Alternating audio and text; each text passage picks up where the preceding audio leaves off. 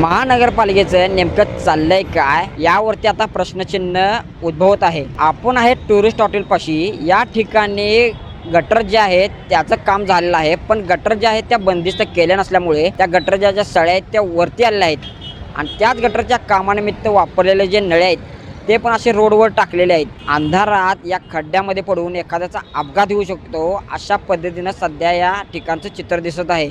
या ठिकाणी रहदारी भरपूर असते, तसेच प्रवाशांच्या गाड्या या ठिकाणी रस्त्यावरतीच लावलेल्या आहेत, त्यामुळं येणाऱ्या जाणाऱ्या बस ज्या आहेत या ठिकाणून वळण घेत असतात सीबी स्टँडकडे जाण्यासाठी, त्यामुळं या ठिकाणी वाहतुकीची कोंडीही मोठ्या प्रमाणात होते। प्रशासन एखादा मोठा अपघात झाल्यानंतर लक्ष देणार आहे का, अशी सध्या परिस्थिती आपल्या समोर जाणवते। आम्हाला इथं खूप त्रास आहे। आमची रिक्वेस्ट आहे की 1 वर्षभर झाले, आता तर निवडणूक पण झाल्यात, आमचे मीटिंग्स पण खूप झाल्यात, आमचे बिल्डर आणि हे जे म्युन्सिपाल्टीमध्ये आहेत सगळ्यांबरोबर मीटिंग्स खूप झाल्या, पण अजून काम काही झालं नाही आहे। आणि महिनाभरात पाऊस चालू होईल तर इथं खूप प्रॉब्लेम येईल।